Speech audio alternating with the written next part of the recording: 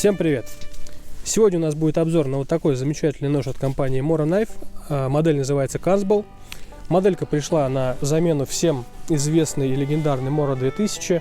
Скажу сразу, я давно хотел себе Мору с гибридным лезвием, но Mora 2000 меня не устраивал своим устаревшим дизайном. Особенно дизайн ножен, это, как по мне, уже никуда не годится. Mora до сих пор производится в Швеции. Ссылку, кстати, на официального представителя я оставлю в описании. Моделька выпускается в двух вариациях: просто с ножными и подвесом для леса, вот таким вот, и с моделька с мультимаунтом. Вот у меня как раз мультимаунт офигенная штука, скажу сразу, потому что можно размещать где только вот захотите, реально. На лямке рюкзака, на моле креплениях, можно прикрутить куда-то там, не знаю, в машине, в гараже, вот, отверстия под винты есть. Нож можно располагать вверх ногами. Все очень прочно. Не знаю, крепления меня реально очень порадовали.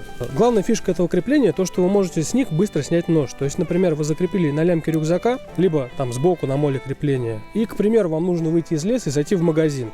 Вы просто берете, отцепляете быстро одну липучку и вытаскиваете нож. Нож убрали в рюкзак, пошли там, зашли в магазин, не знаю, в электричку сели, доехали куда вам нужно, в общественный транспорт, и никого не напрягаете. Ну, кстати, даже сам нож, когда он висит на рюкзаке, он не очень напрягает. Нож не выглядит агрессивно и не вызывает особого внимания. Но можно быстро снять вот с этих креплений и спрятать куда-то в рюкзак. По поводу этих креплений. Их можно вешать реально куда угодно, потому что здесь есть прорези под молли. Они на специальной липучке крепятся на моле стропы. Можете крепить как поперек, так и вдоль.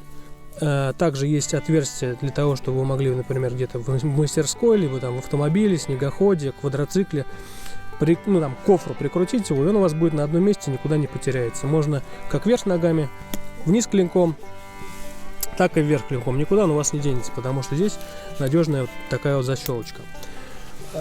На ножнах у нас есть вот такие сменные страховочные, скажем так, страховочный такой хлястик, да, для того, чтобы он у вас не выпал из ножен. Если вам нужен подвес на пояс, можете поставить вот такой. Он идет в комплекте. Снимается он довольно-таки просто. Просто, но при этом сидит довольно-таки плотно, потому что снять. Здесь, видите, есть специальные на ножнах прорези, пазы, и он в них защелкивается. Поэтому с таким характерным щелчком. Поэтому просто так он у вас никуда не денется, не выпадет, не переживайте. То есть прям оп, щелчком защелкнулся. Чтобы снять, нужно приложить довольно серьезные усилия, поэтому никуда нож у вас не денется. Вот, если вы любите носить нож на поясе, просто ставите вот такой удобный поясной держатель, да? Здесь вот есть прорези, и вешаете на пояс. Причем очень удобно, чтобы снять нож с пояса, вам не обязательно расстегивать ремень. То есть вы можете, например, как я, нож ношу на мультимаунт крепление на рюкзаке. Когда в городе, я его просто перекладываю в рюкзак. Это у меня висит на поясе. Когда я захожу в лес и оставляю рюкзак где-то в лагере, я вот переставляю нож вот сюда. То есть не надо расстегивать ремень, быстро переставили, у вас нож уже на поясе. Надо на рюкзак, быстро сняли, поменяли на рюкзаке. Поэтому система крепления мультимаунт, мне кажется, довольно-таки продуманная, и мне она действительно понравилась. Мне кажется, стоит за это переплатить и взять с ней, потому что применение ей масса.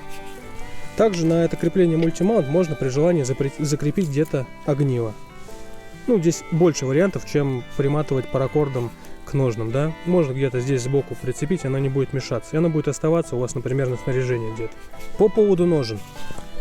Ножны у нас довольно-таки глубокие, торчит вот такой небольшой кусочек рукоятки, ничего не трясется, они двухсторонние, то есть не обязательно, без разницы, какой стороной у них вставлять нож, что так, что так. Снизу у нас имеется два отверстия для отвода воды и для того, чтобы можно было, например, раздуть угли. Кто-то этим пользуется. По ножнам, качественные ножны, нож в них сидит плотно. Фиксируется, сейчас покажу. Видите, здесь есть такие два небольших отлива, раз и два. И они заходят вот в эти пазы в рукоятке. С одной и с другой стороны. Поэтому, какой стороной вы вставите нож, он с таким щелчком фиксируется, ничего не болтается, ничего не выпадает. По ножнам это, наверное, все. По самому ножу. Главная фишка этого ножа — это вот это гибридное лезвие. Мне оно действительно зашло, потому что им можно работать как и силовые нагрузки, вот этой половинкой, да, выполнять, где классические сканди-спуски, Кстати, прошу обратить внимание, что здесь есть микро подводик на сканде спусках. Я не вижу в этом ничего плохого, как бы наоборот его проще точить, быстрее поправить. Он дольше держит остроту, поэтому микроподводик, я считаю, ну как бы нормальная штука.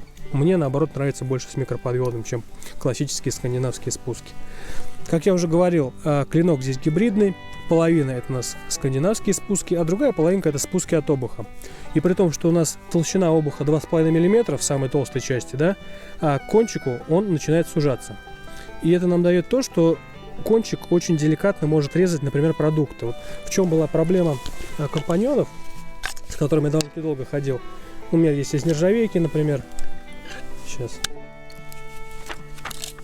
И есть, например, из карбона, из углеродистой стали, то есть. Видите, как он выглядит? Я за ним, кстати, ухаживал, даже травление какое-то делал. Ну, все равно не уследишь в лесу, поэтому для леса, мне кажется, лучше брать нержавейку. Нержавейки вполне хватит для походных условий, и за ней меньше ухода нужно. Ну так вот, клиночек у нас отличается тем, что половинка клинка имеет классическую заточку, как, например, здесь, скандинавские, да, спуски. Они начинаются прямо в самом конце. И получается, когда вы работаете по дереву, это отлично. То есть вы имеете, я сейчас поработал, офигительный рез, то есть контроль над щепкой, сколько он заглубляется. Это реально очень удобно для работы по дереву. Но также вот этой частью удобно резать продукты какие-то. Потому что, например, вот этим ножом, когда вы режете продукты, он начинает их колоть. Потому что он как топор, да, идет сразу, начинает расширение быстро, спуски очень низкие и начинает колоть продукты. Особенно это заметно на всякой морковке, картошке. Ну, сейчас мы, кстати, порежем, я вам для примера покажу, как они, с какой разницей режут продукты. Обработка клинка в порядке, нож из коробки Braid.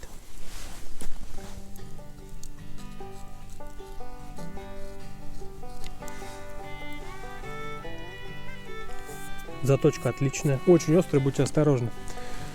Точить, как я сказал, легче, потому что здесь есть небольшой микроподводик. Его можно прям быстренько на каком-то мусате поправить в походных условиях. По поводу рукоятки. Рукоять у нас выполнена из двух материалов. То есть в центре это такая с таким интересным узором пластик твердый. А по бокам, вот так вот вокруг отливочка, она идет такая прорезиненная, очень цепкая. То есть я, например, там в снегу рука будет, да, мокрая. Все равно хорошо ножик лежит, никуда не хочет выскочить. Рукоятка цепкая. Заполнение, ну, примерно такое же, как на компаньоне. Если он у вас есть, то есть вам рукоятка должна понравиться. В рукоятке есть отверстие под темляк. Кстати, чего мне очень не хватало в компаньоне, потому что вот темлячок на него нужно будет повесить. Клинок выполнен из нержавеющей стали. Это Sandvik 12C27. Твердость заявлена 59-60. Ну, по факту, мне кажется, здесь где-то 57-58. Вес я специально взвесил, потому что на сайте указан вес полностью со всеми допами. Ну, все, вот что в комплекте, с мультимаунтом, два разных подвеса. И указан общий вес, там 170 грамм, по-моему, с лишним. Но я взвесил нож отдельно. Нож, кстати, он действительно легкий, он весит всего 100 грамм. Нож плюс ножный весит 129 грамм. Нож, ножный и вот этот подвес на пояс весит 138 грамм. И скрепление мультимаунт все это весит 167 грамм. То есть сам нож 100 грамм это вообще ни о чем для такого размера ножа. По поводу прочности, поверьте, как бы вот этими двумя ножами я что только не делал. То есть я им по лени раскладывал, ну, который кончик там на сантиметр только выступал. Я думал, честно, хотел сломать, пытался их сломать, нифига. Здесь хвостовик уходит на 2/3 в рукоятку, и этого более чем достаточно, на самом деле, для выполнения почти всех задач. То есть, если вы не будете специально пытаться его сломать, там, поднимать, долбить молотком вот в этот наконечник, хотя, думаю, тоже ему ничего не будет, он, наверное, только сомнется и все. Поэтому ничего ему не будет. 2,5 мм вполне хватает для этих задач. Тот же Гарберг уже существенно тяжелее, он, конечно, прочнее, не спорю, но он существенно тяжелее, чем этот нож. Поэтому гнаться за какой-то ломовитостью там, где она не нужна особо в походе, я думаю, ну, как бы, дело, конечно, вкусов, но я бы не стал. 100 грамм, по-моему, отличный вес для такого ножа. С ножными 129. Ну, а теперь давайте попробуем что-то порезать. Я покажу, чем отличается плюсы гибридного лезвия перед обычным скандинавским, именно в туристических каких-то целях. Погнали!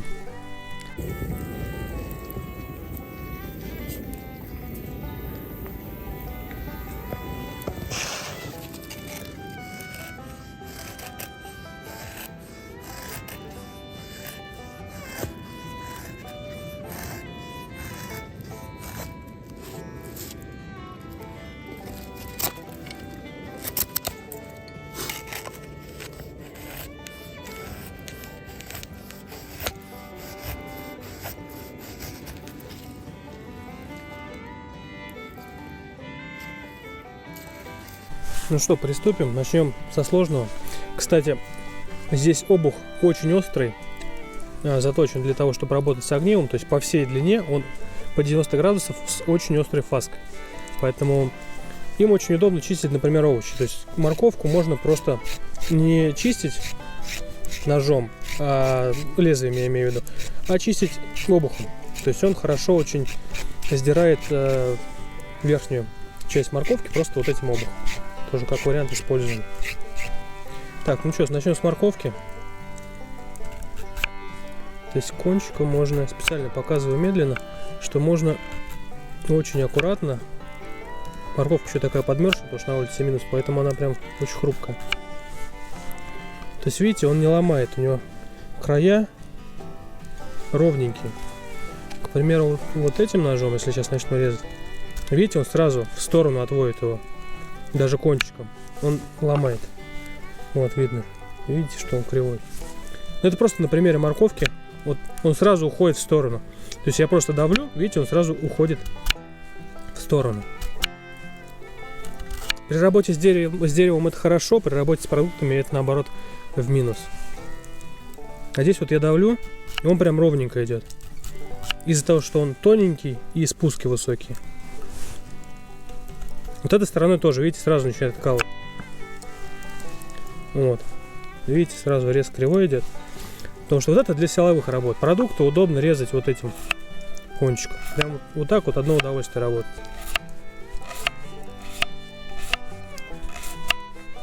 Хотите тоньше, хотите толще. Это что касается морковки. Классическими спусками.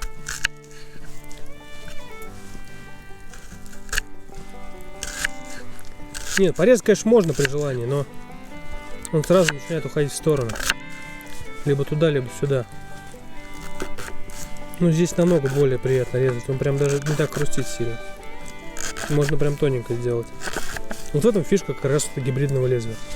То, в общем-то, что я давно хотел себе заиметь. Именно для леса. И можно что-то побатонить чуть-чуть. И потом быстро покрошить обед. Единственный недостаток вот этого обуха острого в том, что когда вы работаете кончиком с продуктами, очень режет сильно палец. Я думаю, что можно здесь вот немножко скруглить будет, как раз где вы пальцем работаете. То есть, ну, попробуйте, где вам удобнее работать огнивом, а там, где вы кладете палец, мне кажется, можно грани немножечко прям аккуратно скруглить, потому что, ну, можно даже травму получить, на самом деле, порезаться, потому что грани здесь очень острые. Но это для работы с огнивом. Ну, вот здесь, например, можно сделать их кругленькими.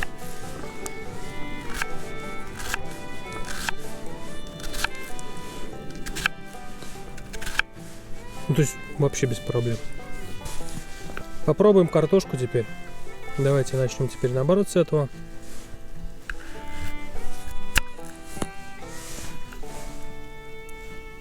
Ну, то есть видно, да? Рез, в общем-то, ровный.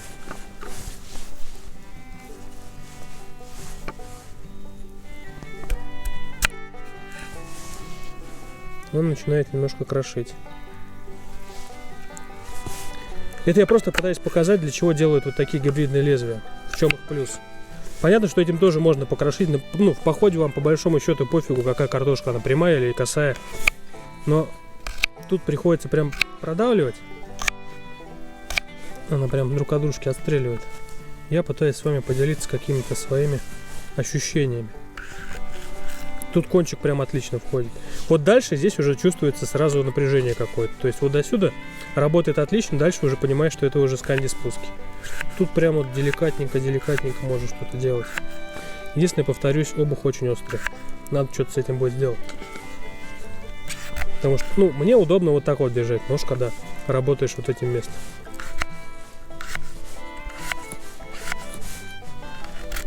Вот, видите, я специально половинку одну отрезал тонким обухом, да, тоненьким таким спуском высоким, а другую половинку отрезал с канди спуском. Он начинает сразу колоть. Вот видите, сейчас специально сделаю, чтобы половинка картохи была. Вот видите, здесь откололась, а здесь он прорезал. Ну, вот на картошке очень наглядно. Ну так что по итогу? Нож мне очень понравился, особенно сочетание двух разных спусков, то есть две разные геометрии на одном клинке. Действительно делает нож универсальным, потому что им можно и силовую работу делать вот этой частью клинка, и по продуктам работает он действительно хорошо. Я сейчас прям был приятно удивлен.